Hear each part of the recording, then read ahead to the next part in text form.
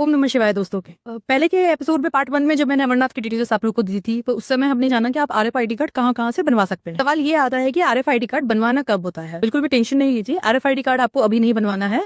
आपको ये कार्ड तब बनवाना होता है जब आप अपनी यात्रा की शुरुआत करते हैं, यानी आपका जो भी डिपार्चर डेट है, रजिस्ट्रेशन के बाद आपका जो भी डिपार्चर डेट हुआ है उसके लिए जब आप बेस कैंप जाएंगे, श्रीनगर जाएंगे, जम्मू जाएंगे या पहलगाम जाएंगे, कहीं भी जाते हैं वहां पे आप उस समय आपको आरएफआईडी कार्ड बनवाना होगा। मेडिकल और रजिस्ट्रेशन की तरह आपको ये कार्ड पहले से बनवा के नहीं रखना होता, तो ये आपके लिए एक एडिशनल एडवांटेज होता है कि इसके लिए आपको बार बार दौड़ने की जरूरत नहीं है। अब बात आते हैं, वैसे तो सभी लोगों ने रजिस्ट्रेशन और मेडिकल करवा लिया होगा और रजिस्ट्रेशन करने के टाइम पे ही आप लोगों को ये चीज माइंडसेट करना होता है कि आपको यात्रा किस मार्ग से करनी है, पहलगाम के मार्ग से करनी है या बालटाल के मार्ग से करनी है, क्योंकि रजिस्ट्रेशन उसी बेसिस पे होता है। और एक बार आपका रजिस्ट्रेशन आपके मार्ग के नाम पे हो गया तो वो फिक्स हो जाता है। यानी अगर रजिस्ट्रेशन के टाइम पे आपने लिख दिया कि आपको पहलगाम के मार्ग से ही करनी है यात्रा, तो आपको पहलगाम से ही जाना होगा। ऐसा नहीं है कि 1 से 2 महीने बाद आप बालटाल से जा सकते हो, ऐसा बिल्कुल भी नहीं। तो रजिस्ट्रेशन आपकी जिस यात्रा मार्ग से होती है उसी यात्रा मार्ग से आपको अपनी यात्रा करनी हो। थोड़ी बहुत बात करते हैं इन दोनों मार्गों के बारे में, बालटाल के बारे में और पहलगाम के बारे में।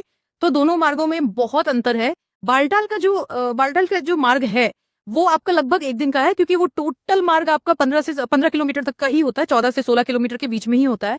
तो उस यात्रा को आप 1 दिन में कवर कर सकते हैं। बालटाल बेस कैंप से गुफा तक जाना, बड़वानी बाबा की गुफा तक जाना और फिर उतरना, वो आप ज्यादा से ज्यादा बहुत आराम से भी अगर आप गए, आपकी हेल्थ आपको सपोर्ट नहीं कर रही है तो आप बहुत रेस्ट लेके जा रहे हो, तो भी 1 से 1.5 दिन में इस चीज को आप कंप्लीट कर सकते हो। मोस्ट ऑफ द लोग, 99% ऑफ द लोग जो बालटाल मार्ग से जाते हैं वो 1 दिन में इसे कवर कर लेते हैं। अर्ली मॉर्निंग वो चढ़ाई शुरू करते हैं, दिन के 3-4 बजे तक वो बाबा बर्फानी के द्वार तक पहुंच जाते हैं और लेट नाइट होते होते वो नीचे बालटाल उतर आते हैं। तो ये तो हो गई बालटाल के मार्ग के बारे में। लेकिन अगर हम पहलगाम के मार्ग की बात करें तो पहलगाम का मार्ग थोड़ा ज्यादा लंबा है। ये लगभग 45 किलोमीटर का होता है। चंदनवाड़ी से आपकी यात्रा शुरू होगी। पहलगाम में चंदनवाड़ी जो कैंप है वहां से आपकी यात्रा शुरू होगी। चंदनवाड़ी से बाबा बर्फानी की गुफा तक की यात्रा लगभग 45 किलोमीटर तक की होती है, जिसको तय करने में आपको 2 से 3 दिन लगते हैं।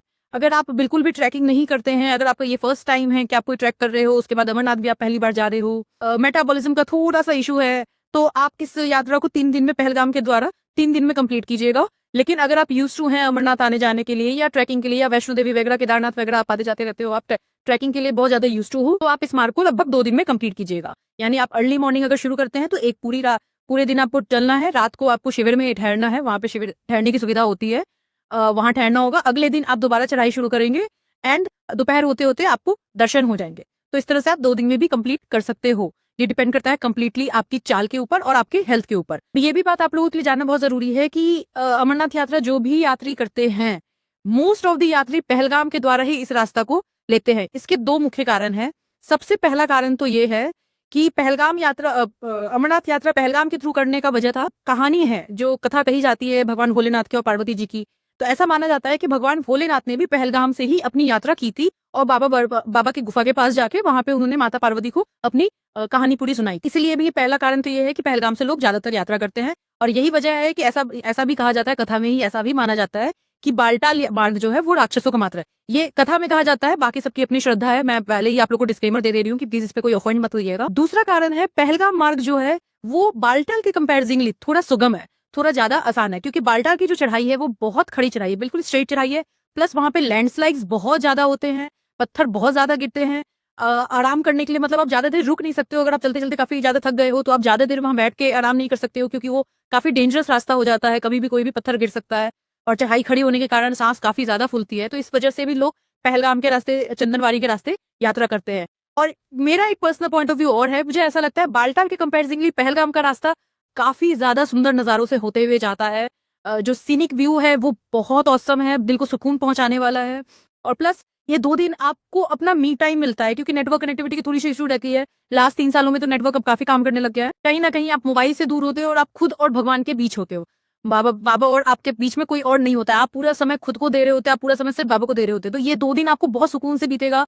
एंड ट्रस्ट मी, इन 2 दिनों में आप मोबाइल की कमी को महसूस तक नहीं कर पाओगे। पर्सनल पॉइंट ऑफ व्यू रहता है पहलगाम, मैंने अब तक जितनी बार भी यात्रा दी है मैंने पहलगाम से ही की है। फिलहाल के लिए आप लोगों के लिए फिलहाल इतना ही। मेरे चैनल को लाइक कीजिए, सब्सक्राइब कीजिए, कमेंट कीजिए, शेयर कीजिए और मुझे बताइए आपको अमरनाथ से रिलेटेड और क्या जानकारी चाहिए। आगे की जानकारी मैं आपको बिल्कुल नेक्स्ट पार्ट में दूंगी। कैसे भगवती नगर बेस कैंप या किसी और बेस कैंप में जाना है, कैसे आपको बुकिंग करनी है पहलगाम के लिए या बालटाल की, ये सब मैं आगे के एपिसोड्स में आपको दूंगी। तब तक के लिए thank you. Please keep watching my videos and support me. Thank you.